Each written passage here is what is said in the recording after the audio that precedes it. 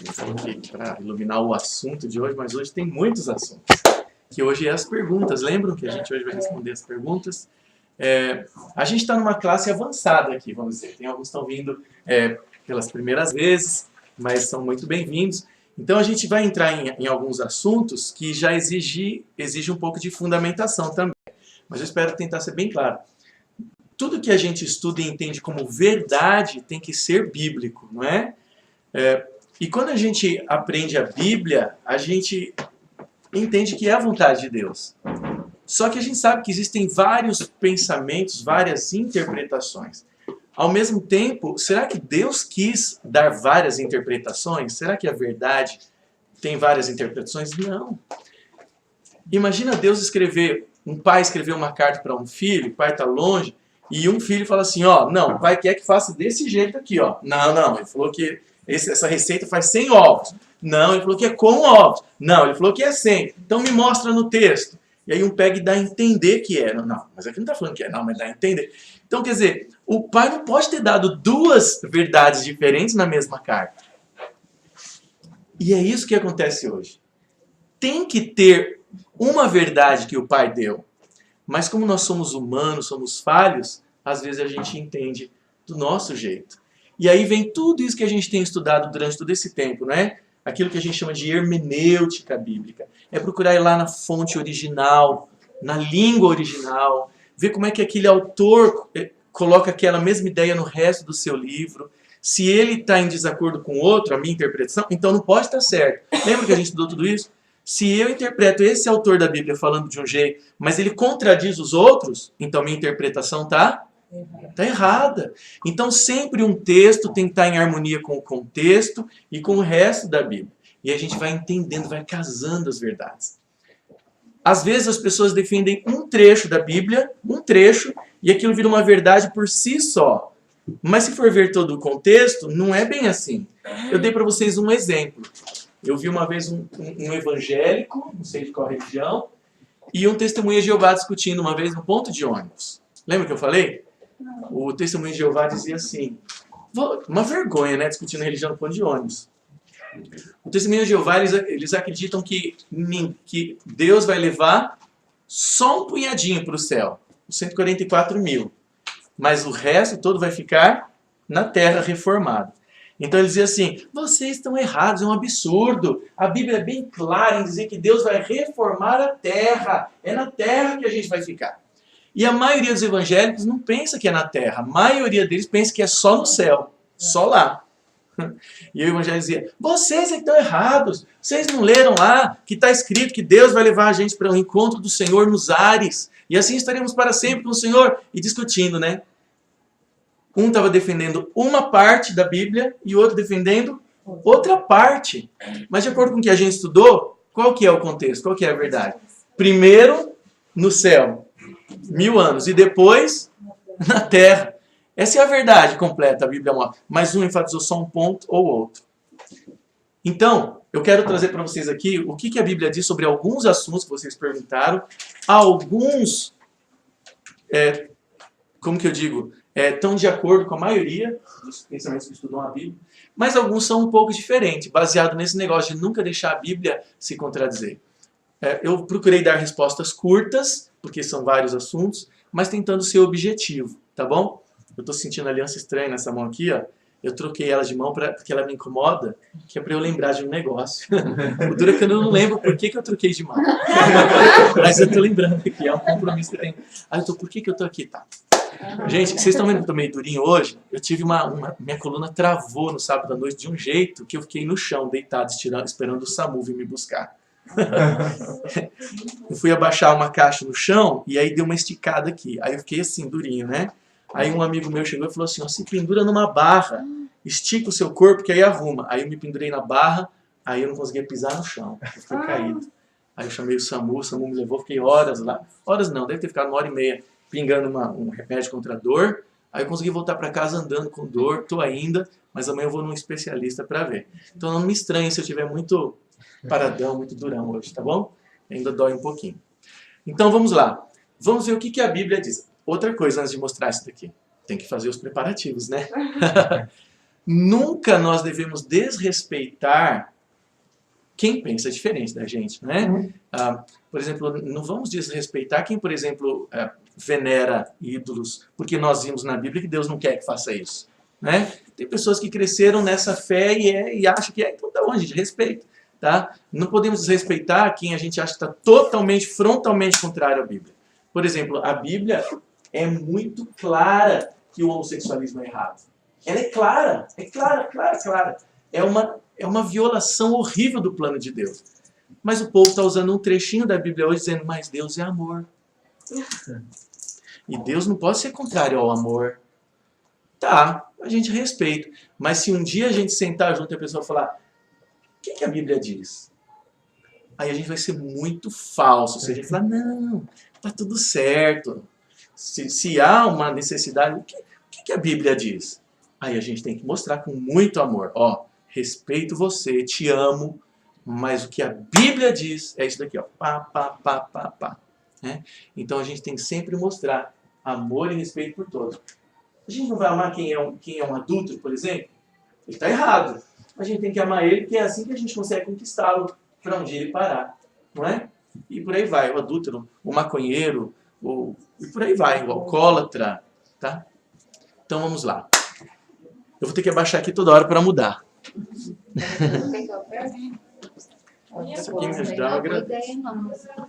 Alguém perguntou isso daqui, ó, sobre a evolução. Alguém perguntou assim, ó, eu tentei reproduzir do jeito que está no papel, tá? Ele perguntou. Contra a teoria da evolução. Não se culpam os cristãos por não terem argumento para combater? Verdade, sempre estão culpando. Não, os cristãos não sabem combater. Eu já falei isso aqui, e tem que estudar para saber.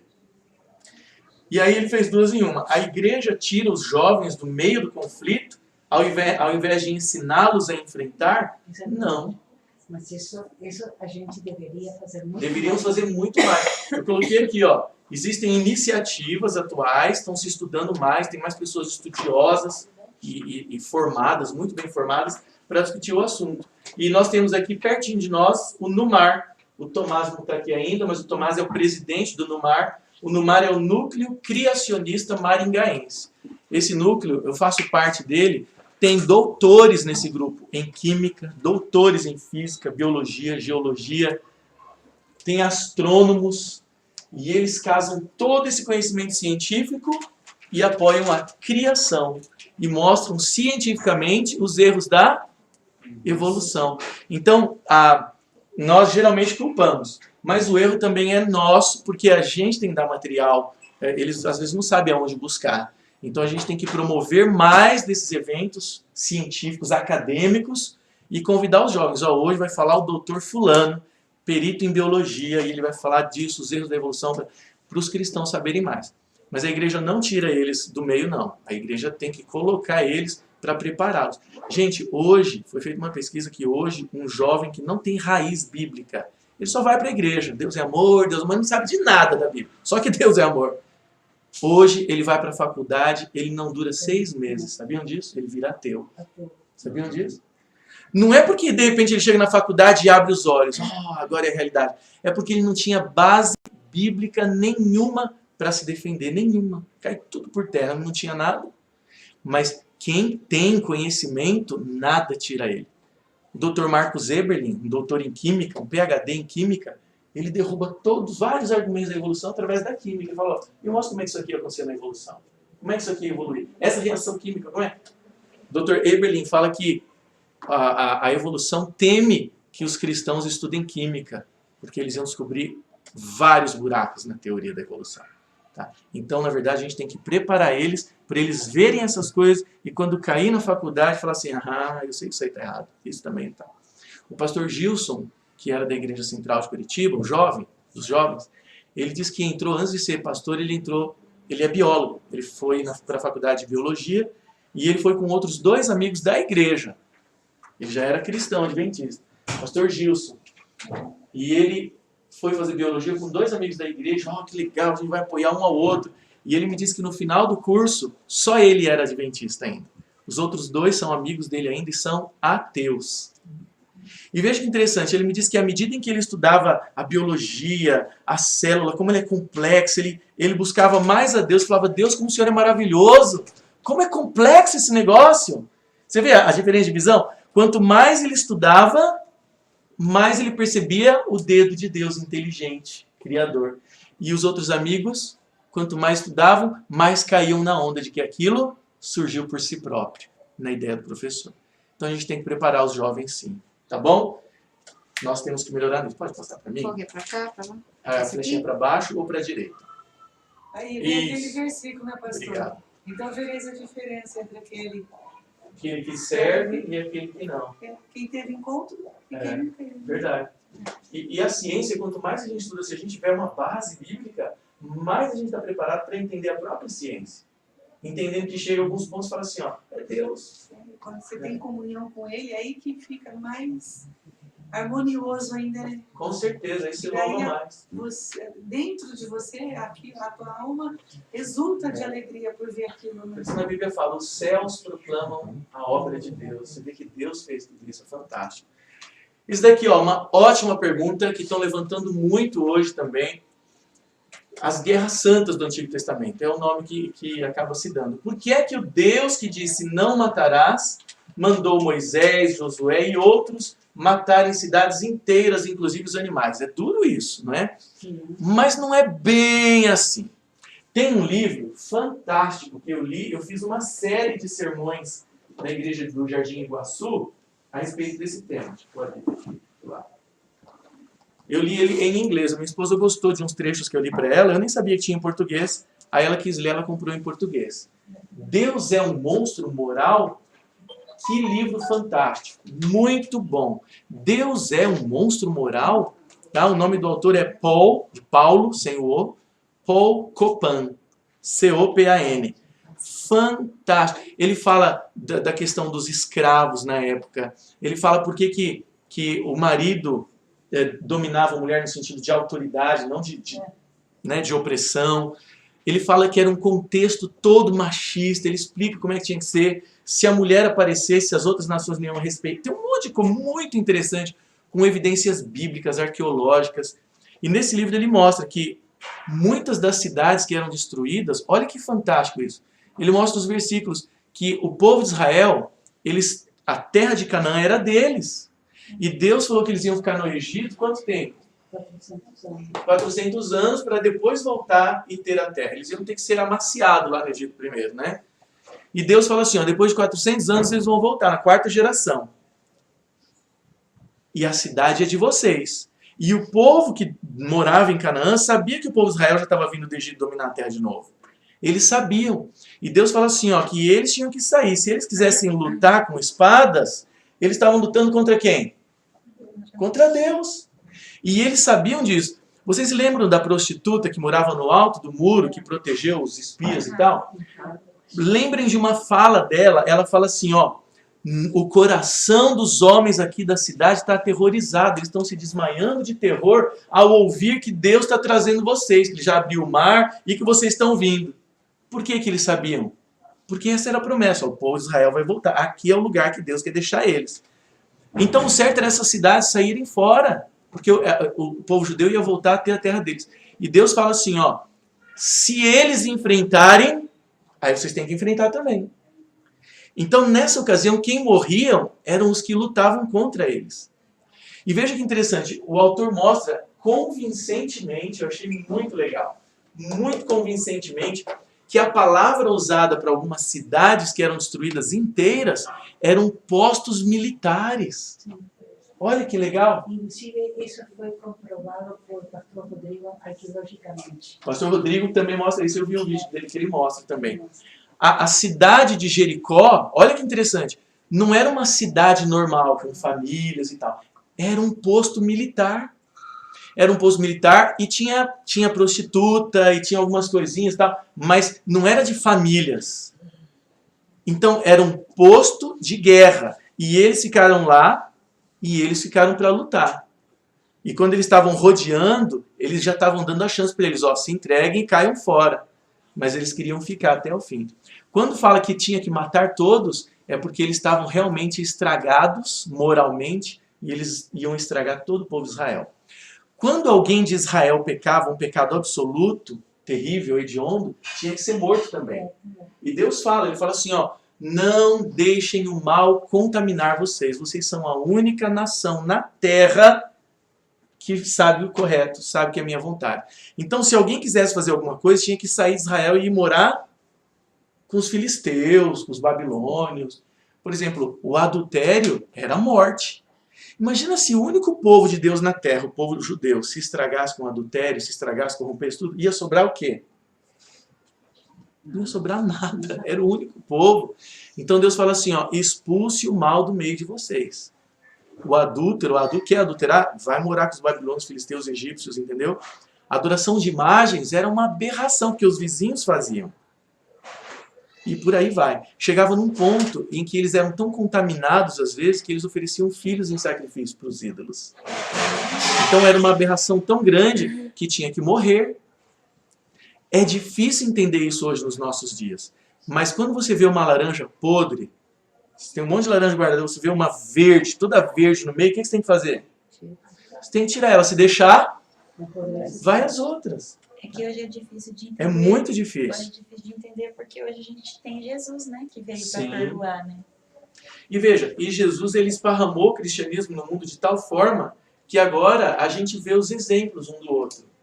Não tem como estragar o cristianismo em geral. Às vezes a gente estraga o cristianismo num local, uma região. Mas o cristianismo está bem preservado na Bíblia. Mas ali Deus tinha que ser radical. Todo o povo era corrupto demais. Gente, ó, é até feio falar, mas é a verdade. O que as outras nações vizinhas faziam está no livro de Levítico, está bem explicado. Eles tinham bestialismo, eles faziam sexo com os animais. Hã? Sacrificavam crianças aos animais, aos ídolos. Eles tinham orgias sexuais para alguns ídolos que exigiam isso. Vênus, Afrodite, a adoração para essas deusas era tendo sexo grupal diante do ídolo. Eles perderam totalmente a noção de moral, de pureza. Então, em Levítico, Deus fala assim, ó, estou conduzindo vocês para Canaã. Lá vocês vão estar plantados no meio do mundo. Não tinha se descoberto as Américas ainda, e lá era a rota central de comércio e tudo, para influenciar o mundo todo. Aí Deus é bem claro, fala assim, ó, não se deixem contaminar pelo que eles fazem. Não se deixem, porque vocês são um povo santo, um povo separado, um povo exclusivo para ser uma luz lá no meio daquela terra e abençoar os outros. Se alguém não quisesse, então muda, vai embora. Mas ficar lá no meio de Israel e praticando essas coisas não podia. Então, nesse caminho deles irem até a Terra Santa, os inimigos que quisessem... Terra Santa, sim, porque o povo ia morar lá, né? Eles iam santificar a terra. Os que lutassem contra eles tinham que morrer. E raramente tinha criança ou mulher no meio. Só se fosse alguma mulher lá do soldado, tivesse, mas estava corrompida igual. Por que às vezes tinha criança também que ia junto? Porque já era criança que estava pervertida já. Totalmente, moralmente depravadas. Que já tinha visto pai com mulher, com animal, com tudo, que fizeram nela também, e por aí vai. Mas era muito raro acontecer de criança também. O autor coloca aqui, e ele coloca evidências. Vale a pena comprar esse livro. Ele coloca assim que a expressão "e não deixou nem homem, nem mulher, nem criança", diz que era uma força de expressão. Quer dizer assim, ó, que foi todo mundo. Mas às vezes não tinha mulher e criança. Diz que era uma força de É expressão. uma expressão que hoje em dia também usamos. A gente Estava usa. todo mundo na rua. Estava todo mundo na rua, mas não cabe, né?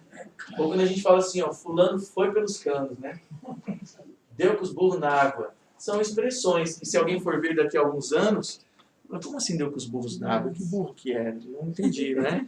Ou foi pelo cano? Que cano? Não vi que cano é esse que está na história. Então, ele coloca que isso também podia ser uma força de expressão. Quer dizer que daquele posto militar inteiro que veio lutar, não sobrou ninguém. Deus deu a vitória para eles. E ele mostra que várias cidades que fala que aconteceu exatamente isso, que destruiu todos, ele dá o nome, ele mostra arqueologicamente que eram postos militares. Olha que fantástico. Não chegou para uma vila de mulheres e crianças e acabou com todo mundo.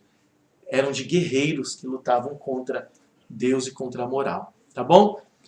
Esse livro vai ajudar a esclarecer bastante. Tem alguns versículos fantásticos lá. Pode passar mais um? Isso. Aqui são vários aqui pequenininhos, ó. Deus não amou Judas igual amou a Pedro? Legal isso, né? Pedro negou Jesus 3 vezes, ele traiu Jesus. O Judas traiu, entregando ele para os sacerdotes. Olha, ele está ali e tal, eu vou dar um beijo nele, aquele que eu der um beijo, vocês já sabem que é ele e tal. O Judas se enforcou. O Pedro foi perdoado, porque ele chorou amargamente, ele se arrependeu. Então não é se Deus não amou Judas igual a Pedro. Deus amou igual. A Bíblia fala que Deus ama a todos, mas o Judas não se perdoou. O Judas não foi buscar a fonte do perdão. O Judas não chorou amargamente arrependido do pecado. E na Bíblia ele fala que se arrependeu, interessante. Ele fala assim, ó, estou arrependido. Mas a palavra no grego, a gente viu isso esses dias, né? A palavra no grego é metamelomai, que é um arrependimento só de remorso. Na Bíblia fala de 2 tipos de arrependimento. Metanoia, noia quer dizer mente. Metanoia é uma mudança de mente, de conceitos. Fala, nossa, eu estava errado, eu preciso mudar. E quando na Bíblia fala assim, ó, eu estou arrependido, é o metamelomai no grego. Quer dizer, eu estou triste porque isso aconteceu, mas não é uma mudança de conceitos ainda. Será que o nosso arrependimento às vezes não é só uma mudança de sentimento ou é uma de conceito? Então ele só estava triste de ver que estava tudo aquilo acontecendo, mas ele não sentiu o peso do pecado em si. Foi só um remorso. Mas os dois foram amados com certeza da mesma maneira. Pedro chorou amargamente, a Bíblia diz. E aí Jesus perdoou ele. Ele estava arrependido. O Judas não demonstrou o verdadeiro arrependimento. Deus errou ao deixar Lúcifer... Meu computador às vezes muda as coisas aqui. Ou às vezes eu que digitei errado. Ele está configurado por inglês. Então às vezes muda. Mas aqui eu acho que tem jeito que eu que errei. Decide, eu ainda coloquei o R por cima. Deus errou ao deixar Lúcifer decidir armar uma rebelião, no caso no céu. Ele não sabe de tudo. Então, isso aqui é uma questão bem interessante. Deus sabe de tudo. Deus sabe quem vai salvar e quem vai se perder. Mas ele não tem culpa disso. O fato de Deus saber não quer dizer que é ele quem determina. Ele dá o livre-arbítrio. Ele dá o livre-arbítrio. Cada um que for se salvar ou se perder, não é porque Deus determinou. É porque a pessoa vai escolher, porque ela quer escolher isso. Mas Deus sabe. Agora veja, Deus sabia que Lúcifer ia se rebelar um dia? Sabia. Por que ele o criou então? Eu tenho uma teoria que diz o seguinte: um dia alguém, em algum momento da eternidade, alguém ia... Não, eu penso, alguém ia pecar. Alguém ia pecar. Alguém ia falar assim, gente, mas e se a gente fizer diferente do que Deus está falando? Um dia ia acontecer isso. O pecado nunca tinha acontecido antes. Nunca. Um dia ia acontecer. Aí se você fala assim, por que Deus criou o Lúcifer? Ele devia falar, não vou criar o Lúcifer, não. Mas aí um dia, daqui 1 milhão de anos, esse daqui vai se rebelar. Não, então não vou criar ele também. Mas um dia talvez esse ou esse... Deus não ia criar ninguém. Então, Deus não interfere na sequência, nas decisões das pessoas. Ele cria as pessoas com livre-arbítrio, mas ele está prestes a estar lá para ajudar a resolver a situação, os erros e tal. Só que Lúcifer não se arrependeu também, né? Lúcifer ele foi até o ponto em que ele teve que ser expulso do céu. E a Bíblia diz que quando ele foi expulso, ele já tinha conseguido conquistar 1/3 dos anjos do céu. Pensa bem, é bom de boca, né? Bom de lábia. Então, por isso que a gente tem que ter a Bíblia como segurança, porque usa-se a Bíblia hoje para enganar o povo também. A Bíblia, tá? Então, Deus não errou ao deixar Lúcifer armar uma rebelião. Deus foi longamente paciente, Deus mostrou a situação, o salário do pecado é a morte, mas ninguém sabia o que é morte. O que é morte? Vai gerar doença, tristeza. O que é tristeza? O que é doença? O que é dor? Então, eles deixaram de acreditar em Deus e caíram. Eu tenho essa convicção de que se Deus não criasse Lúcifer, algum outro ia fazer. Não, então não vou criar esse, não vou criar esse.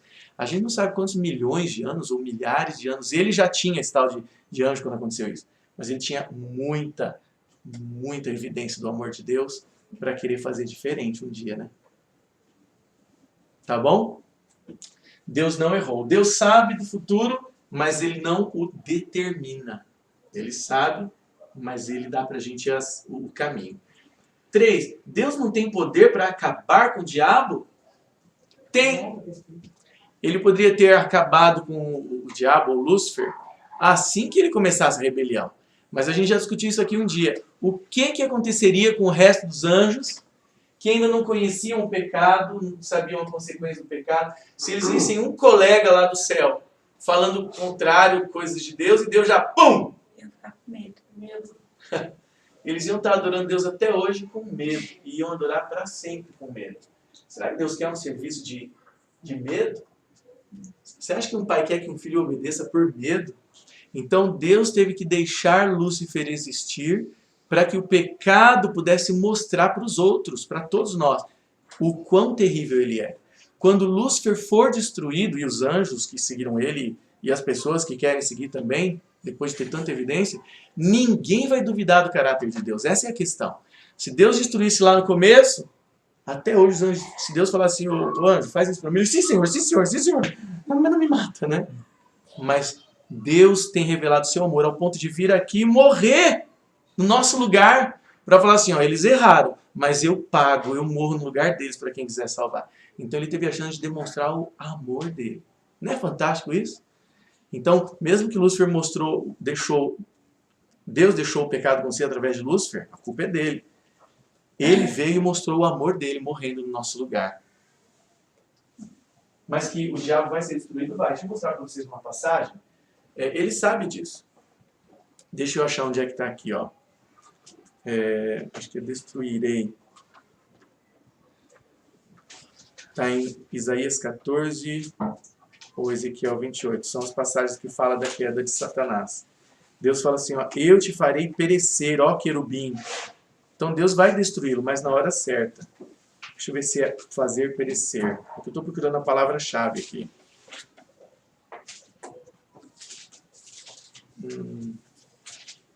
Está num daqueles textos que fala... Deixa eu ver se está querubim ungido.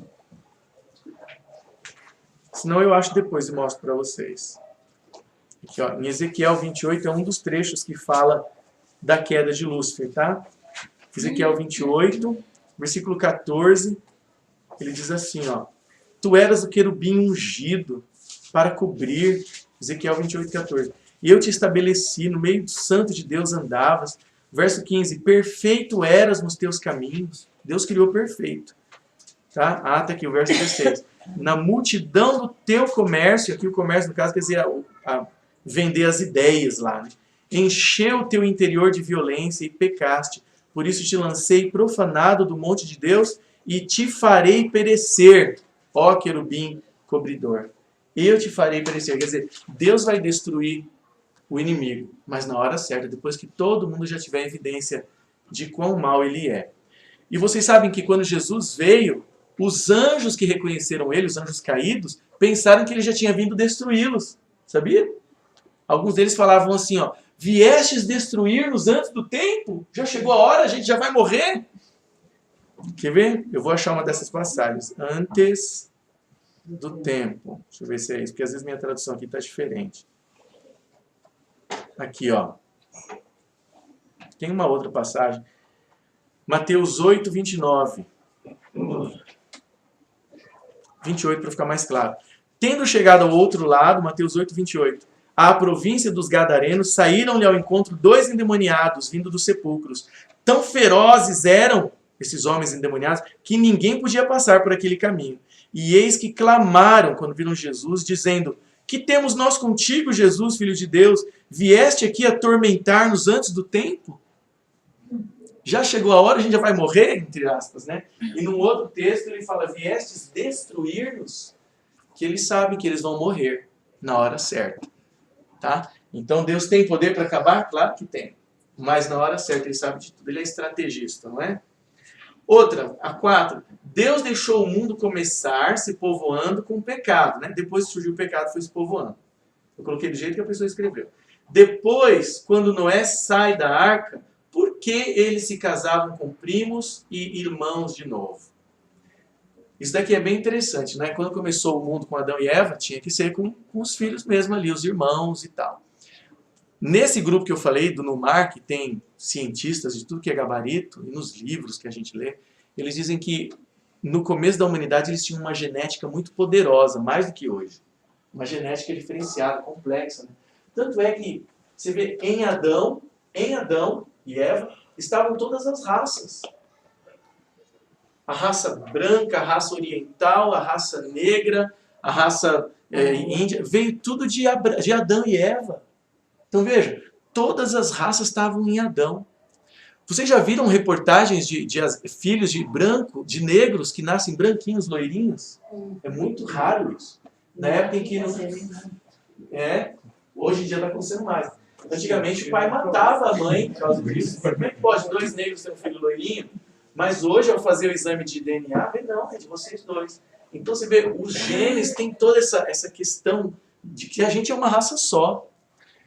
Tem uma coisa que os cientistas odeiam falar que é Eva, mas só pode ser. Os cientistas evolucionistas, eles têm uma coisa, procure estudar isso um dia.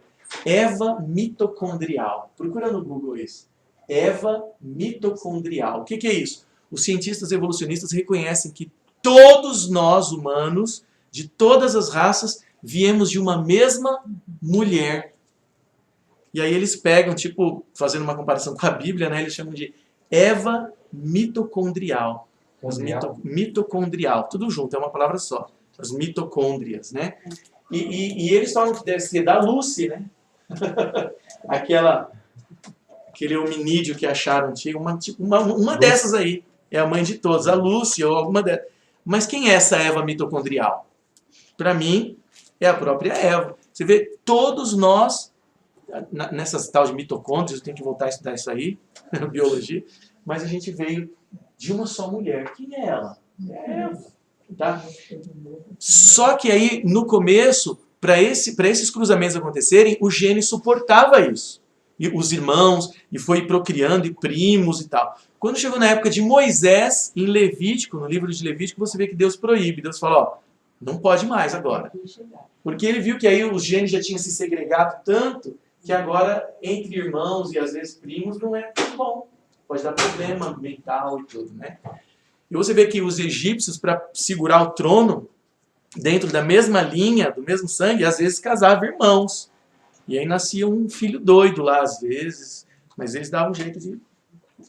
Um dos filhos que deu certo vai segurar o trono e tal, que estava dando problema. Então, era o único jeito. Tem gente que pensa que quando Abel matou Caim, olha como que a gente se engana, se a gente vai pelos filmes, pelas historinhas... o Caim matou Abel, desculpa. Quando a gente vai pelos filmes, a gente perde a noção do que a Bíblia está mostrando. Nos filmes, geralmente, quando um mata o outro, eles são meninos ainda, né? Tem no máximo 18 anos ali, já perceberam? Aí todo mundo pergunta, com quem Caim casou? O Caim, com quem ele casou? Mas, gente, se a gente prestar atenção nos detalhes da Bíblia, tem coisas fantásticas ali. Presta atenção numa coisa. Quando o Abel morreu, eles lamentaram, choraram, e aí que a Eva era uma parideira, né? A Eva devia ser uma parideira. O próximo filho macho que nasceu, diz que Adão tinha 130 anos. Pensa bem. Aí eles deram o nome de Sete. Que bom, Deus deu um filho, vai substituir o que morreu e tal. Mas o que morreu já tinha 130 anos. Em 130 anos de mundo, procriando a Eva, quanta gente já não tinha no mundo? Eu fui no aniversário da avó da minha esposa, hoje ela tem 103 anos. Eu fui no aniversário de 100 anos dela, Dona Alzira, e foi uma festa, a família alugou um salão, tinha mais de 300 pessoas lá. E aí eu pedi para eles me fazerem uma relação de quantos tem o gene dela, né? Os filhos, os netos, bisnetos e trinetos. Tinha mais de 200 pessoas. E veja, a Dona Alzira, que hoje tem 103, tinha ali naquele salão mais de 200 pessoas que tem o gene dela, que vieram dela. Mas ela só procriou dos 18 aos 40, mais ou menos. Ela procriou durante 22 anos, saiu dela mais de 200 pessoas, não direto dela, né? Mas filho, bisneto, trineto que vieram por causa dela. Em 22 anos de capacidade da luz. Gente, e se fosse em 130? Vocês estão entendendo o que eu quero dizer? Quando Caim matou Abel, o mundo já estava talvez na terceira, quarta geração de filhos já. 130 anos a Eva procriando desde o começo, porque a Eva não precisou fazer 18 anos de idade para ter filho. A Eva já nasceu madura no primeiro dia, podendo dar à luz já, engravidar. Então, quando Caim matou Abel, ele se casou com quem? Com uma das... muita gente que já existia no mundo. Se só a Dona Alzira deixou 200 no mundo em 22 anos procriando, imagina depois da Eva e as filhas e as netas e todo mundo procriando todo esse tempo. Já tinha muita gente no mundo. E no começo, a genética deles tolerava esses cruzamentos. Hoje, já não tolera mais. Tá bom, gente? Tá bom? A última. Se Deus é tão bom, por que nos criou? Boa essa. Por que nos criou para adorá-lo? E se não o adorarmos, vamos para o inferno. Essa é uma visão horrível e errada que se tem de Deus. Um sobrinho meu, que infelizmente hoje é ateu, tá moda ser ateu, né? Deixa o seu filho assistindo muito a internet para você ver o que vai acontecer. As séries do Netflix, os filmes, as ideias, os grupos, eles estão ridicularizando o cristianismo, é uma estupidez ser cristão. A Bíblia é um conto de fadas, e você é muito besta, porque a evolução é a verdade. Aí ele sai mesmo. E esse meu sobrinho, ele falou exatamente isso para mim. Falou, Deus é egoísta, tio.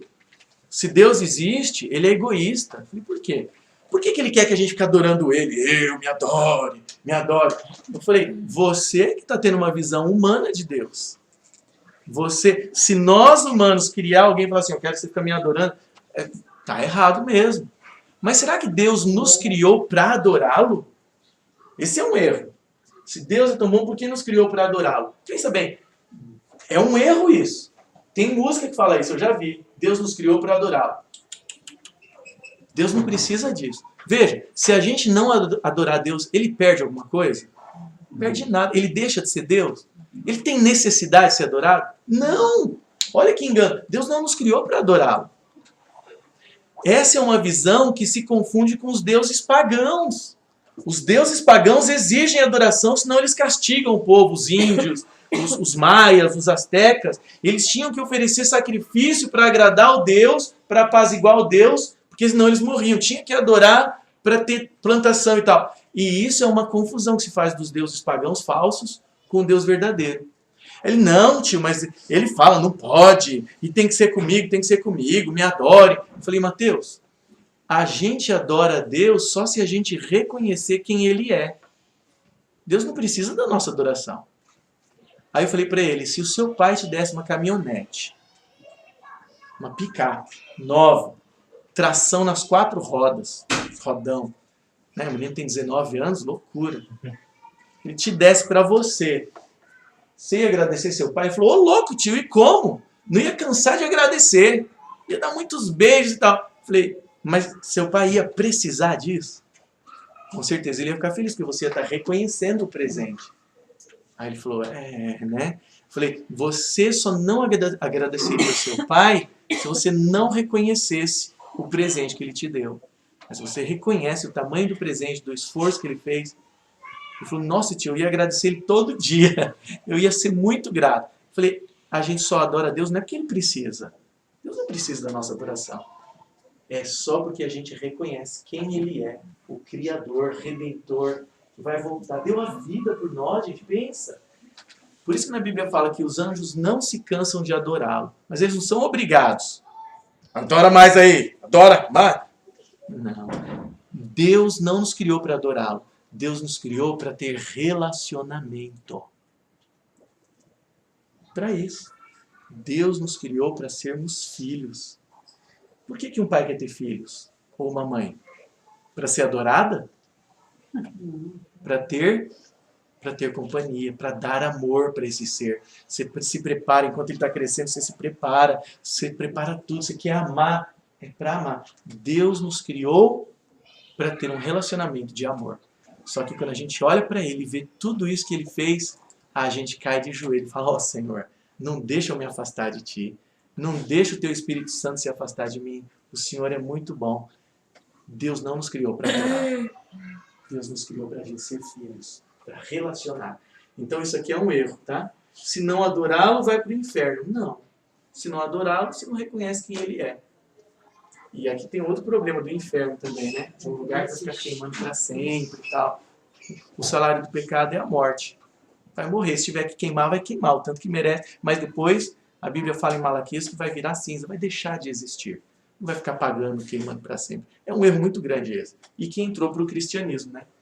Santo Agostinho pegou Platão, toda a ideia do Platão de alma eterna e derramou no cristianismo. Aí todo mundo até hoje lê a Bíblia com os óculos de Platão e Santo Agostinho. É como se fosse assim, você não acredita, não existe. Você não acredita, você não quer, Você não quer, então não acredita, tá bom, vai deixar de existir. Porque se quiser ficar existindo eternamente em pecado, vai sofrer eternamente. Então, vive essa vida, escolhe ela e acabou. É mais justo, não é? Porque esse pensamento aqui é injusto. Tem gente que pensa assim, caramba, se eu não adorar a Deus, não servir a Deus, eu vou ter a vida eterna de todo jeito. Mas quem manda, né? É o que pensa. Se eu adorar a Deus, eu tenho a vida eterna em paz e alegria. Se eu não adorar a Deus, eu vou ter uma vida eterna queimando. Pô, então eu não tenho escolha. Eu tenho... Não. O plano de Deus é esse. Ou você escolhe a vida eterna, ou a morte. E aí a pessoa vai querer adorar por medo, né? Os que acham que vão viver eternamente queimando adoram por medo. Muitos. Eu já falei para vocês que um dia eu dei um estudo bíblico para uma moça, muito cristã, muito evangélica, mas uma igreja bem radical. Acho que ela nunca cortou o cabelo na vida. Ela fazia um coque enorme assim. Parecia da Simpson, sabe? Mas pra trás. Né? Bem radical, não cortava os pelos, cheia de pelo, um monte de coisa assim. Bem radical.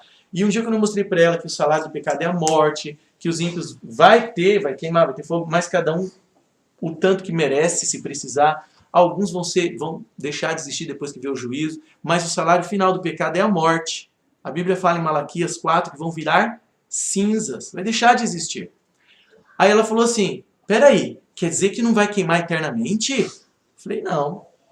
Ela falou, quer dizer que se eu for pra balada, e fumar, e beber, e transar, eu não vou queimar eternamente? Eu vou queimar o tanto que merece e morrer? Eu falei, é. Ela pôs a mão na cintura e falou assim, pra que eu vou pra igreja então? Eu falei, eu que te pergunto, por que você vai pra igreja? Vai pra igreja pra fugir de um inferno? Não é esse o plano. A gente vai para a igreja porque a gente quer encontrar Deus, quer ser santificado, quer ser curado do pecado. Agora você vê, muitas pessoas servem a Deus porque pensam, é a única escolha, porque senão eu vou viver eternamente do mesmo jeito, queimando. Quanta coisa, né? Por isso que é interessante a gente estudar a história também. Eu estou lendo um livro de filosofia muito interessante, mostrando como que a ideia da alma imortal, eu estou estudando os pré-filósofos, pré-socráticos, né, Sócrates, aí passa por Sócrates, Platão, aí desenvolveu a ideia da alma, aí o tal de Santo Agostinho, que era um líder da igreja, bagunçou tudo, colocando Platão, ensinando o cristianismo, para o povo começar a orar pelas almas, aí o inferno já esticou, ficou eterno, e por aí vai. Aí vem o tal do São Tomás de Aquino e bebe Aristóteles, e coloca Aristóteles. Tá? E aí quando Martinho Lutero rachou a igreja, já estava estragado. Aí, os próprios protestantes mantêm até hoje a ideia da alma imortal. Agora essa próxima aqui, ó, o que a Bíblia diz a respeito do uso de brincos e maquiagens? Esse eu demorei um pouquinho mais. Eu peguei uma palestra que eu faço para os jovens sobre isso e eu tentei dar uma enxugada para mostrar. Por que é que nós não usamos brincos e maquiagens, pelo menos na igreja adventista? Algumas igrejas usam, algumas não. Então, biblicamente, por que nós não usamos? E eu repito, não é condenar quem usa, tá bom? São pontos de vista. E muitas coisas a gente nunca leu na vida, nunca sabia. Então eu quero mostrar qual que é o pensamento. Se tem uma tatuagem, e agora eu escondo? Não, tá aqui. Deus, eu não sabia que era errado, me perdoa. Pronto. Tem um pastor amigo nosso que tem uma tatuagem. Ele fez quando ele estava fora da igreja. E tá lá, tá aparecendo, todo mundo vê. Não quer dizer que ele fez ontem. Quer dizer que ele fez no momento que ele estava fora de Deus, fica lá a marquinha. Tá? E a esposa dele tem uma aqui. O pastor e a esposa tatuada. Quer dizer, ele sabe que está errado? Ô Senhor, não sabia, me perdoe. E o que é que Jesus falou para Maria Madalena? Vá, não faça mais. Está errado? Tá errado, não faça mais. Beleza. Tá? Então, vamos lá. Pode clicar para mim? É uma palestra que eu faço para os jovens. E agora? Mas é só uma montagem, tá? Mas e se fosse só... Assim eles mesmos. Ah, dali não dá para ver direito. Meu Deus. Tem muita imagem aqui que seria legal se vocês pudessem vir para cá para ver. Porque tem muita imagem aqui. A gente se assusta quando vê um nenenzinho com piercing assim no nariz, mas é uma montagem em Photoshop. Mas e se fosse só um aqui, a gente não ia se assustar, não é? Hã? Você vê como que é a cultura, como que muda a visão? Aqui a gente se escandaliza. Mas por que aqui não? Porque a gente já achou normal. Pode passar. Esse aqui também, ó. É Photoshop. Tá? Por que a gente se assusta? Porque não é normal. Vê a criança toda cheia de coisa lá. Tá? Mas esse próximo aqui não é Photoshop. Esse aqui é real. É uma tatuagem que o cara mandou fazer no pescoço. Será que Deus criou a gente para fazer essas coisas no corpo, gente? Muito feio, né? Será que Deus criou a gente para se pichar todo assim? Tem bastante foto. E aí, Satanás, eles estão ficando mais feios do que o diabo, né? Porque, veja, Deus fez a gente a imagem dele. Deus nos fez a imagem dele, com o narizinho, com os dois furinhos. Mas a moda faz a gente se afastar muito da imagem de Deus. Satanás, ele zomba das pessoas quando elas aceitam essas coisas para desfigurar a imagem de Deus, tá? Eles serram os dentes, cortam a língua no meio e por aí vai, tá? E aí alguns, para agradar o pastor, falou: pastor, mas aqui está o nome da igreja. Aqui, ó, não vale também. Né? Não pode sair pichando a igreja. O jovem do futuro, se ele não tiver instrução bíblica, ele vai ser assim. Tá? A gente não vê tanto isso aqui em Maringá, porque Maringá, queira ou não, é uma cidade grande, mas é interior. Tá? Mas em Curitiba, em São Paulo, você vê muita gente assim. Ele fez uma renda no rosto? É, fez uma... Sim, raspou a sobrancelha, colocou bolinhas debaixo da pele. Tá? O jovem do futuro, se ele não conhece a Bíblia, ele vai se detonando todo, tá? Olha como que estica a orelha. E essas pessoas parecem felizes. Estica a orelha assim. Essas pessoas só são felizes quando eles estão com os amigos, mostrando quão radical eles são. Pô, cara, você é bem louco, ó, que argolão. Mas quando eles estão sozinhos no travesseiro, eles não encontram nada, só um vazio. Aí tem que estar virando a noite toda, bebendo, fumando. Por quê? Para preencher esse vazio. Então, quando está com os amigos, sendo admirado, pô, que legal, você é radical, muito louco, tal. Mas quando se encontra só eles, a cabecinha e o travesseiro, é vazio. Por isso tem que estar virando a noite. Tem que virar a noite, ouvindo som bem alto e tudo, tá? Pode passar. E por aí vai. Os jovens estão se transformando por não conhecerem a Bíblia. Já pensou? Parece um peixe.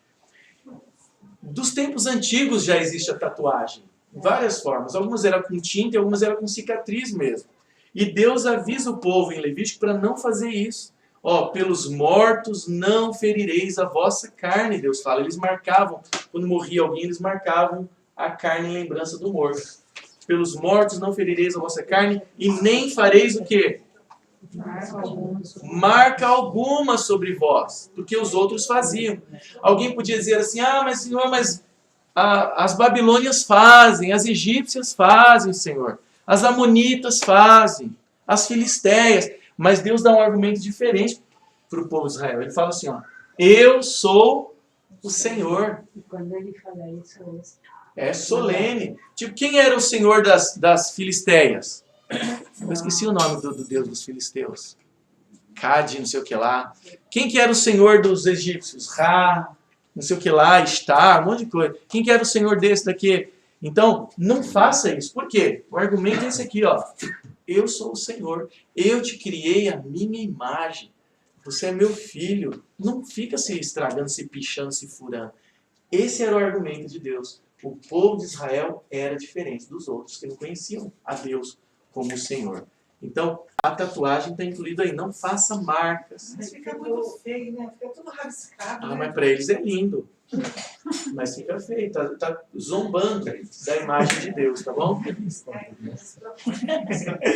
Esse daqui é um argumento de Deus que ele coloca muito forte. E é por isso, não é vaidade. Tem gente que fala assim, ah, na igreja não pode usar brinco, porque não é vaidade. A gente não sabe julgar o que é vaidade nos outros. A gente só sabe julgar o que é vaidade Em nós mesmos. Eu não posso. Olha, você não pode dizer que eu sou vaidoso porque eu reparto cabelo no meio se eu nem tenho cabelo. Por que o pastor às vezes passa um gel no cabelo e tenta dividir no meio lá quando tá? Vaidade. Não dá pra saber o que é. Se eu tivesse dinheiro, eu implantaria cabelo. Eu não quero ser careca. Vaidade não é. Eu me sentiria mais feliz se eu tivesse mais cabelo. Eu ia olhar no espelho. Eu detesto toda vez que eu olho no espelho e falo, cara, como eu sou careca. Não é vaidade, é cuidar do tempo do Espírito Santo. Eu me sentiria mais feliz. Então veja, eu não posso julgar o que é vaidade nos outros. Eu só posso julgar o que é vaidade em mim. Então eu não posso falar assim, você está usando um brinco grandão, é vaidade, o meu é menor. Não dá. Então não é esse o argumento. O argumento é que o nosso corpo é templo do Espírito Santo. Esse é o argumento. E eu vou ler, está em 1 Coríntios, Deus fala assim, acaso não sabeis que o vosso corpo é santuário do Espírito Santo, que está em vós? Olha que lindo isso. O qual tendes da parte de Deus, e olha isso, e que não sois de vós mesmos. Eu não sou de mim. O meu corpo não é meu. Por quê? Porque eu quis que Cristo me comprasse do pecado. Eu sou dele, ele me comprou. Olha, não sois de vós mesmos, pois fostes comprados por preço. Agora, pois, glorificai a Deus no vosso corpo. Eu sou de Deus, e eu sendo dele, eu sou mais bem cuidado do que se eu for meu. Porque às vezes a pessoa fala assim, não, eu sou livre, e eu vou lá fumar um baseado, porque eu sou livre. Aí já está detonando, né? Não, eu sou livre, vai lá e bebe a noite toda, e toma êxtase, e não sei o que lá, e transa com quem quiser, e estraga com tudo, principalmente aqui, né? Com o cérebro, tá? Então Deus fala assim, filho, não abusa do seu corpo, não. Ele é templo. Templo do Espírito Santo. Cada vez que a pessoa dá uma baforada, o Espírito Santo acha que tosse. Não, brincadeira. Mas é uma ofensa. É uma ofensa. É uma ofensa a pessoa falar, Senhor, habita em mim e tome-lhe droga, cigarro, álcool. Nosso corpo é templo, tá? E pichar e tal. Tá bom? Pode passar? É tão importante esse versículo que ele coloca parecido aqui. É outro versículo. Mas é bem parecido, mas ele dá uma ênfase a mais, um pouco diferente. Não sabeis vós, 1 Coríntios 3, 16, 17, não sabeis vós que sois o templo de Deus e que o Espírito de Deus habita em vós? Olha isso. Se alguém destruir o templo de Deus, o que diz lá? Deus o destruirá. E aqui é a questão do suicídio também, a pessoa se matar. Só se ela estiver muito fora de si para Deus julgar que ela não tem culpa, né? Às vezes a pessoa está numa depressão tão profunda que ela já nem pode ser mais responsável pelo que ela faz. Mas aqui entra a questão, se a pessoa destrói o templo de Deus, fumando, bebendo ou se suicidando de alguma forma, ela está destruindo o templo de Deus. E ela pode ser destruída depois. Né? Se alguém destruir o templo de Deus, Deus o destruirá. Porque o templo de Deus que sois vós é santo. Para entender por que a gente não usa essas coisas, Deus fala, não faz essas coisas. Mas a gente só faz se a gente entender. Por quê? Porque eu sou dele, ele me resgatou. Isso não agrada muito, tá? Então pode passar mais um. E aí tem moda para tudo que é jeito, né? Piercing transcutâneo. Você consegue entender aqui o desenho? Aqui está o mamilo do cara, ele está de cabeça para baixo, o peito dele aqui, ó. Aqui está o nariz, o lábio. Tá vendo? Sim. E ele colocou aqui, ó, os piercings atravessados na pele, mas tem também que põe por baixo da pele, ó. Fez um cortezinho aqui, ó, e pôs as 3 bolinhas lá dentro e fechou, tá? É aquele que eles põem aqui na sobrancelha também.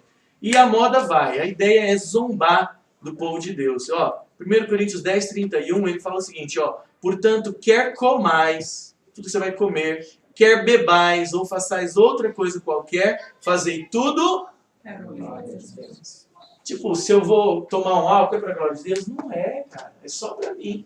Eu vou fumar um baseado, ou um cigarro, ou um narguilé, é para a glória de Deus? Não é para a glória de Deus. Está detonando com o corpo. Cervejinha é para a glória de Deus? Não é. Então ele fala, tudo que você vai fazer, você entende que você é um santuário? Então tudo que você fizer, faça para a glória de Deus. Legal, não é? Esse é um padrão que a gente tem. Por isso que a gente não come de tudo também. Se Deus falou que tem algumas coisas que não é bom comer, se eu comer, não é para a glória de Deus. Né? E por aí vai. Sem saber é uma situação. Ah, sim. Se a gente sabe e vai contra, aí... Quer ver uma coisa? Imagina eu, pastor Natal, eu voltar a venerar imagens. Eu voltar ao tempo e eu começar a venerar a imagem. E orar para Pedro, Paulo, João, Maria. O que vocês vão achar de mim? Doido. Né? Por que doido? Por que eu seria doido? Porque já conhece a verdade. Entendeu? Faz sentido eu voltar atrás, sendo que eu vi que tudo que aqui a gente está, não faz sentido. Deus vai falar, o que aconteceu com o meu filho? Ele está doido? Agora, quer dizer que todos que veneram imagens são doidos? Não. Muitos deles são muito sinceros. Eles cresceram aprendendo que esse é o caminho, que Pedro foi o primeiro papa, e se não for assim, está tudo errado. É só Deus pode julgar o coração. Só Deus, mas eu não posso. Volta seria voltar ao vômito? É, exatamente. Pedro fala, é bem pesado isso. Ele fala que quando a gente volta para trás, volta para o pecado, é como um cachorro que volta a comer o próprio vômito. É nojento, mas é a comparação que ele faz. Voltar atrás. Então, se a gente conhece a verdade, é outro nível, né? Uma pessoa me falou assim, pastor, eu não consigo mais ouvir, quando eu vou na igreja, o pastor falar das almas que já estão no inferno e tal. Porque não é isso, não é isso. A gente não consegue voltar atrás no erro. À medida em que a gente vai tendo luz, a gente tem que viver de acordo com a luz que recebeu. Então, olha só, imagina, você acha que é a vontade de Deus isso aqui? Dá uma bloqueada no nariz assim, ó. Olha a bloqueada que deu o piercing. Senão ele tinha feito uma narina só, né? O volume de ar que ele está bloqueando aí. Já pensou? E na língua, a imagem aqui ficou ruim. Tá? Olha só, e tem gente que quer fazer mesmo. Pode ser muitos, pode ser pouquinho, atravessado, esticando, mas a questão é que não é esse o plano de Deus. A atitude da Bíblia é negativa com os piercings, com brincos. E aqui tem um exemplo, por exemplo, em Juízes 8, 24, disse-lhes Gideão, dai-me vós cada um as argolas do seu despojo. E no próprio texto ele já explica por que aqueles homens tinham argolas. Aí ele diz, tinham argolas de ouro porque eles eram ismaelitas, quer dizer que eles não eram judeus, eles não eram israelitas, eles não eram descendentes de Israel. Então veja, ele fez uma guerra e falou assim, agora me tragam os brincos de ouro deles, que ele ia derreter e fazer um ídolo e tal. E aí no texto o autor fala assim, deixa eu já colocar por que esses caras tinham brinco, porque eles não eram do povo, não era judeu, não era israelita, era ismaelita. Então, quer dizer, ele está tentando mostrar, tá? Juízes 8, 24, pode passar mais um. Olha que interessante isso daqui, ó. Deus pediu para Jacó ser abençoado. Jacó já estava entrando numa vida errada já, os filhos dele já tinham matado uma tribo vizinha lá, e agora eles estavam com medo. Deus falou assim, Jacó, eu quero te abençoar, mas você vai ter que se consagrar agora. Consagre-se você e sua família. E sabe o que ele fez para se consagrar? Ele fez os filhos mudarem de roupa, que eles deviam estar usando umas roupas já muito estranhas, e tirar os brincos. Olha que interessante. Eu chamo esse de o caso Jacó. Gênesis 35, de 1 a 5. Diz assim, ó. Disse Deus a Jacó, levanta-te, sobe a Betel e habita ali. E então disse Jacó à sua família e a todos os que com ele estavam, lançai fora os deuses estranhos que há no vosso meio. Vocês lembram que uma das esposas dele tinha roubado os ídolos do pai. Então, ó, joga fora esses ídolos, purificai-vos e mudai as vossas vestes. Algumas vestes talvez eram imorais, não cobria direito o corpo. E olha que interessante. E então a família obedeceu, eles viram que tinham que ser consagrados. Então deram a Jacó todos os deuses estrangeiros que tinham em mãos e o que mais? E as argolas que lhes pendiam das orelhas. E Jacó os escondeu tudo debaixo do carvalho que está junto a Siquém. E aí teve um resultado interessante. E tendo eles partido, o terror de Deus invadiu as cidades vizinhas. E eles não perseguiram os filhos de Jacó. Você vê, eles estavam queimados na praça, Simeão e Levi tinham matado uma tribo toda lá, porque possuiu a irmã deles, estuprou a Diná. E agora eles estavam ali armados, queriam pegar, e Deus falou, Jacó, agora você vai se consagrar. Levanta-te e habita em Betel. Mas você tem que mudar as roupas, tem que se consagrar, abandonar as coisas. E eles tiraram tudo. E aí Deus fez com que os vizinhos tivessem medo deles. Deus os abençoou. Tá? Isso aconteceu de novo com Moisés também. Depois de sair do Egito, eles saíram do Egito iguais aos egípcios. Com tudo. E aí Deus falou, ó, vocês têm que tirar essas coisas aí agora. Caso Moisés, Êxodo 33, de 3 a 6. A mesma coisa que ele falou para Jacó. Olha que interessante. Sobe, ele não falou? Que geograficamente a terra devia ser uma elevação, mas aqui vem a ideia também de melhorar a vida também, de subir na vida espiritual. Sobe, ele fala para ele também. Sobe para uma terra que manda leite e mel. Eu, no caso Deus está falando, eu não subirei no meio de ti, eu não vou junto. Porque és um povo de dura serviço. Ô povo cabeça dura, Deus está falando. Para que eu não te consuma no caminho. E ele sabia o que estava errado. Eles tinham que não se parecer mais tanto com os egípcios. E aí eles foram tirando. Ó. Ouvindo o povo estas más notícias. Qual que era a má notícia? Deus não vai junto, isso é muito ruim. Ouvindo o povo estas más notícias, começou a chorar. E nenhum deles vestiu seus atavios, os penduricalhos, as coisas assim. E então os filhos de Israel tiraram de si os atavios desde o Monte Horebe em diante. Você vê que para eles foi mais difícil abandonar. Eles foram tirando aos poucos, desde o Monte Horebe em diante. Tem que tirar, não é? Foi difícil. O povo de Jacó já tirou na hora. Já entregou ele pôs debaixo da árvore lá. O povo de Israel já foi tirando devagarzinho, desde o Monte Horebe em diante. Tá? Então isso é interessante para a gente ver a atitude de Deus com essas coisas. Qual que é o conceito? O conceito é se é uma joia ornamental ou funcional. Se ela é ornamental, ela não tem nenhuma função, é só enfeite. Aí a gente descarta, não precisa. Mas se ela tem uma função, que nem a aliança de casamento, é diferente. Aqui, ó. O princípio é rejeitar as joias ornamentais, que aí é só para vaidade, só ornamento, e usar com restrição as funcionais. Como assim com restrição? Porque aí a pessoa pode querer usar uma de casamento, que é funcional, mas enorme, gigante, um pneu com uma pedra, aí já é demais, não precisa, né?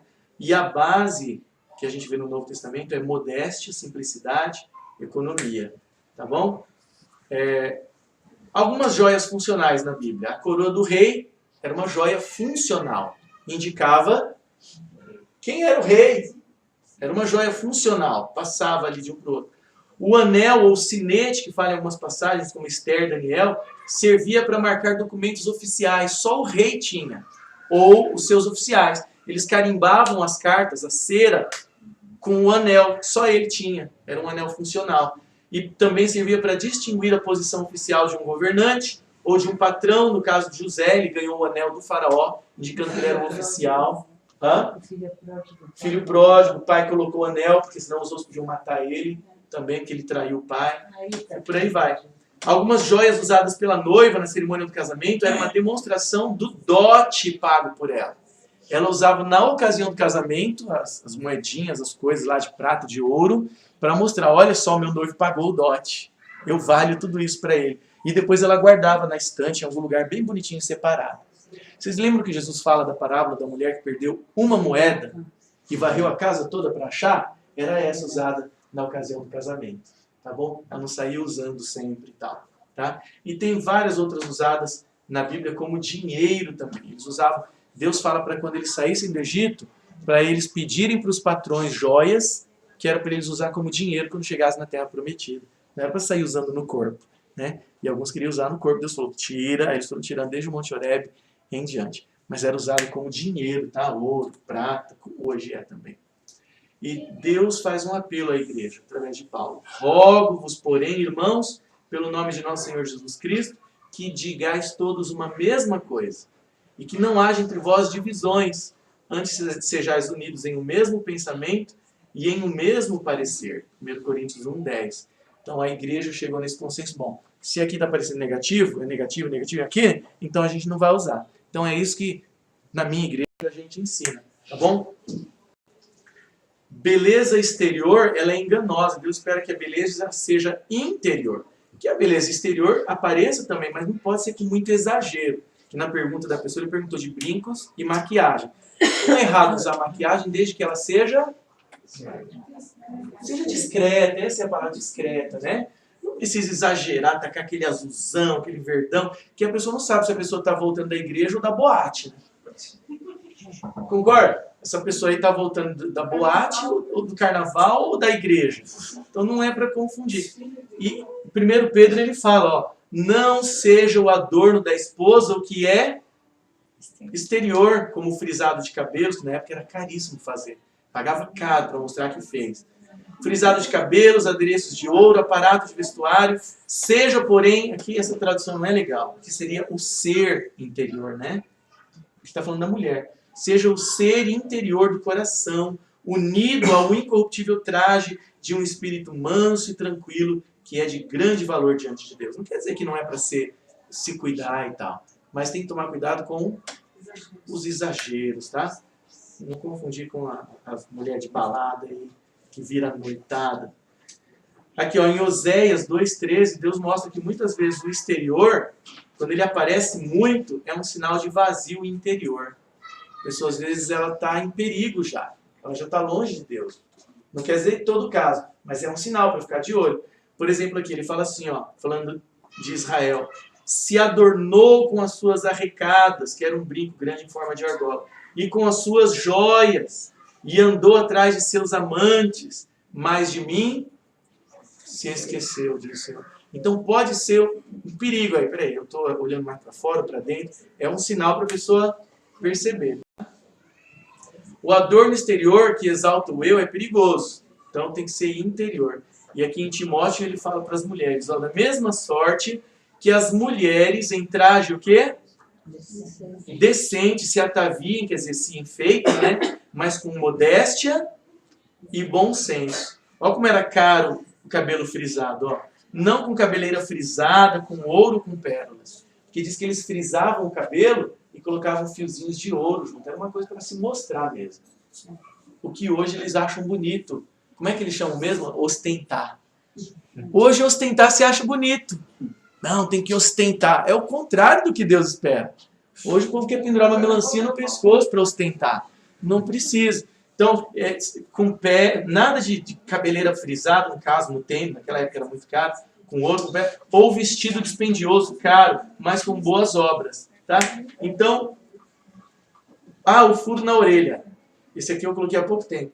O furo na orelha era um sinal de escravidão voluntária.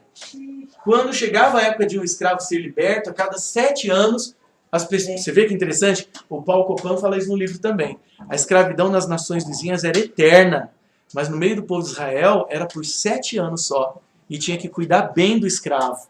Não podia bater, não podia maltratar. Era diferente. Tá? Era um tempo que ele pagava uma dívida, uma coisa.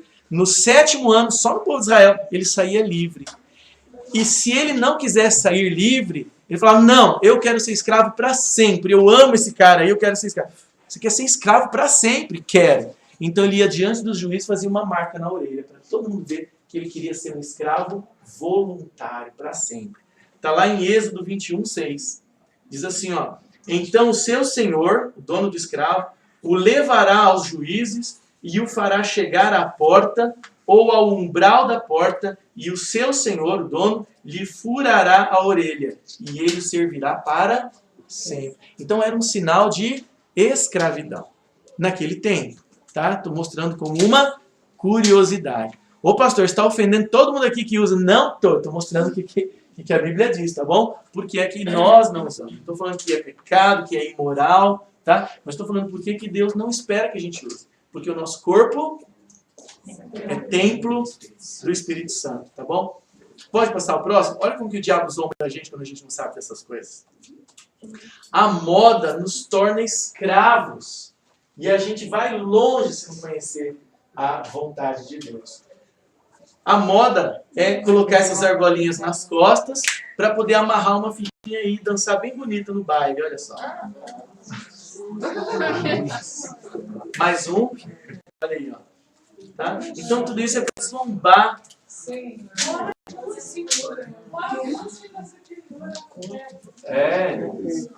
noção. Veja, o inimigo de Deus, ele quer zombar da gente. Olha essas modas loucas, até chifre ele põe debaixo da pele aqui, ó. Olha, esticando a orelha. Deus não espera que a gente faça bagunça com o nosso corpo, ó, pintando o olho de preto. E tem outras cores, você pode escolher verde, por aí vai, azul, tá? Agora, se você tem estômago fraco, não olhe para essas 7 cenas que tem sangue, tá? Quando puder olhar, eu aviso de novo. Aí o cara se violenta lá para estar na moda. Olha essa daqui, ó. A moda, uma nova, é a tatuagem sem tinta. É tatuagem com cicatriz. Você escolhe o desenho, o cara desenha com bisturi, tira o couro, e aí ele vai desenhando. Sentir o calor do inverno? Não. E aí, ó, fica a batatinha do couro do lado ali, ó. E aí fica a cicatriz desenhada, e aí ela tem um canavial de cicatriz desenhado nas costas. Olha que bonitinho. Tá? Um canavial, um bambuzal, sei lá o que ela quis. Então você vê que o povo perdeu a noção do que Deus espera.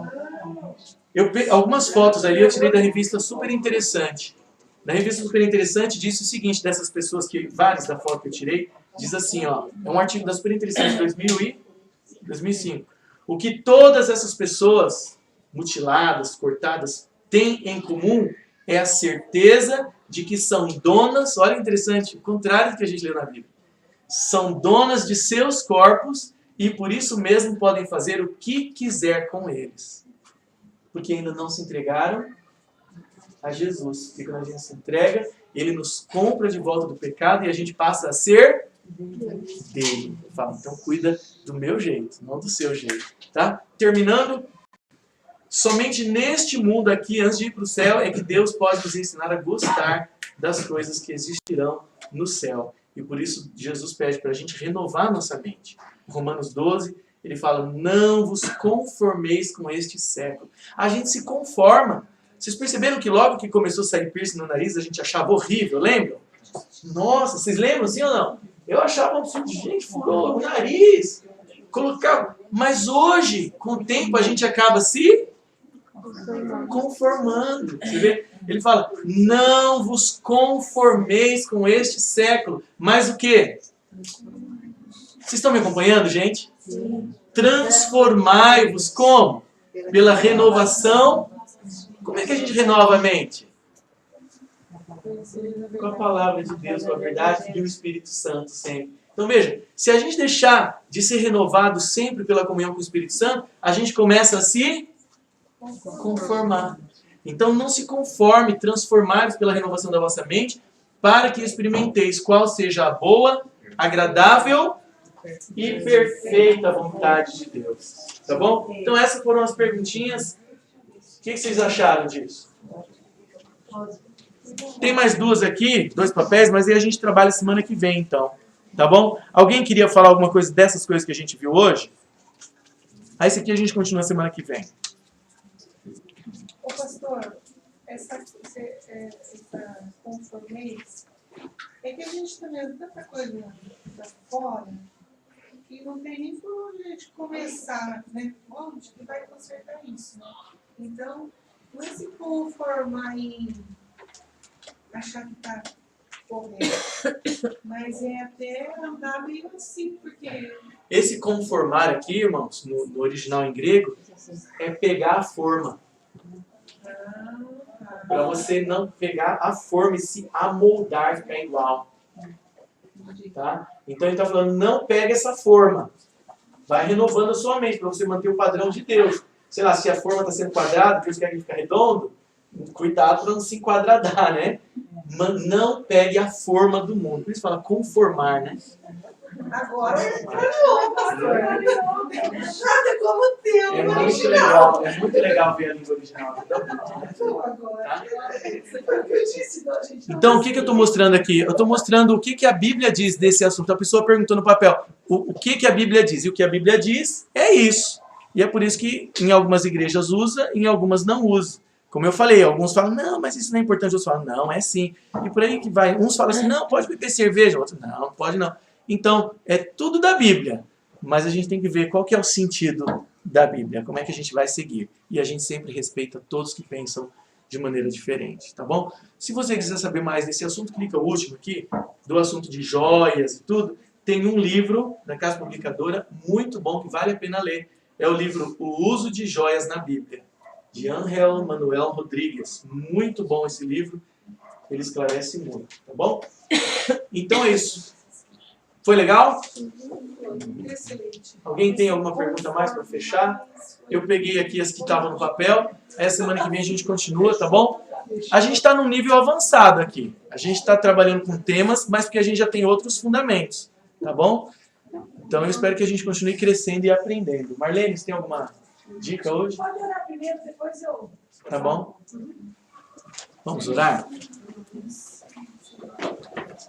Senhor nosso Deus, obrigado pela Tua palavra.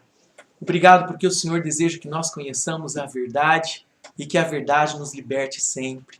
E que com a verdade a gente possa entender o mundo ao nosso redor, a gente possa entender os porquês e que a gente possa estar disposto sempre a viver de acordo com o Teu plano para nós. Ajude-nos a nos amarmos uns aos outros e a procurarmos cada vez obter maior conhecimento do Teu caráter, da Tua vontade e dos eventos finais da história deste mundo. Que o Senhor nos ajude a Te representar enquanto estamos na Terra, amando, respeitando as pessoas e demonstrando o amor do céu. Esteja com cada um de nós, nos abençoe, por favor, que nós mantenhamos essa união uns com os outros e contigo também, sempre. Abençoe este lar que nos recebe, abençoe o alimento que vamos ter e abençoe os nossos pedidos de oração que nós temos trazido aqui também. Te peço tudo isso entregando nossas vidas em Tuas mãos e agradecendo em nome de Jesus. Amém. Amém. Lá vem os recadinhos. Um monte de recado hoje. Bom, esse ano nós vamos terminar o grupo, gente, um pouquinho mais cedo, porque o pastor Natal vai viajar. Eu ganhei um convite para fazer